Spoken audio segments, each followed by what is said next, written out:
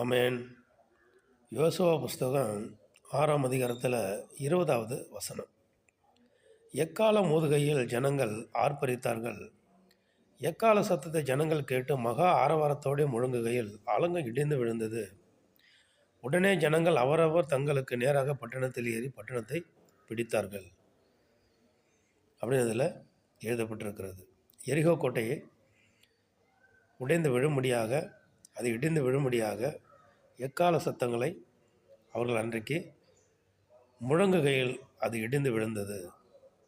பாருங்கள், இன்னைக்கும் ஆண்டவராகிய இயேசு கிறிஸ்துவை சொந்த இரட்சகராக ஏற்றுக்கொள்ள மனதில்லாமல் சாத்தானுடைய கண்ட்ரோலில், சாத்தானுடைய கட்டுக்குள்ள அநேக ஜனங்களை, கோடி கோடியான ஜனங்களை பிடிச்சு வச்சிருக்கிறோம்.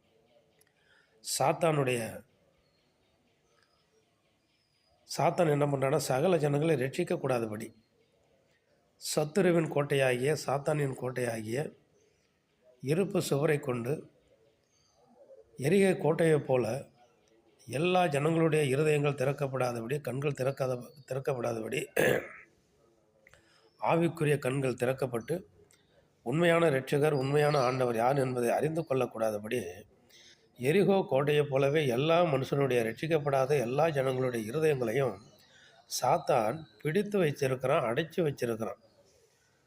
எரிகோ கோட்டையை போல தான் அவர்களுக்கு அது அடைபட்டு இருக்கிறது. கர்த்தரை அறிந்த மனிதர்களாகிய நம்ம எல்லாரும் எப்படி எக்காலங்களை ஊதுகையில் அது இடிந்து விழுந்ததோ, அதே போல் கர்த்தருக்கு முன்பாக நம்ம சகலரும் ஒன்று கூடி அல்லது அவரவர்கள் இருக்கிற இடத்திலிருந்து ஆர்ப்பரிப்போடு கர்த்தரை துதித்து பாட பாட பாட சகல ஜனங்களையும் எரிகோ கோட்டை போல் அவருடைய இருதயத்தை, அவருடைய சிந்தையை, அவருடைய நினைவுகளை எல்லாம் சாத்தான் எப்படி அடைச்சி வச்சு அவங்களுடைய இரட்சகர் இயேசு கிறிஸ்து உண்மையான இரட்சகர் அவர்தான் ஆண்டவர் என்பதை அறிந்து கொள்ளக்கூடாதபடி கண்கள் இருளடைந்து இருக்கிறதோ, அப்படியாப்பட்ட எரிகோ கோட்டை போல இருக்கிற எல்லா தடைகளையும் உடைத்தெறிவார். அன்றைக்கி எக்காலம் ஊதினாங்க. இன்றைக்கி நம்ம ஆண்டவருக்கு முன்பாக ஆர்ப்பரித்து பாடணும், ஆராதிக்கணும், துதிக்கணும், ஸ்தோத்தரிக்கணும், ஸ்தோத்திர பலிகளை ஏறெடுக்கணும். ஜனங்களுடைய ரட்சிப்புக்காக, ஜனங்களுடைய இருதயம் திறக்கப்படுவதற்காக, ஆவிக்குரிய கண்கள் திறக்கப்படுவதற்காக, ஆவிக்குரிய இருதயங்கள் திறக்கப்படுவதற்காக, ஆவிக்குரிய சிந்தனைகளை திறக்கப்படுவதற்காக நம்ம எக்காலம் போல் முழங்கணும். அவரவர் திருச்சபைகளில் ஆண்டவருக்கு முன்பாக நம்ம முழங்கணும். அப்படி தான் அன்றைக்கி எரிகோ கோட்டை இருந்தது. எக்கால சத்தங்களை ஊதினார்கள்.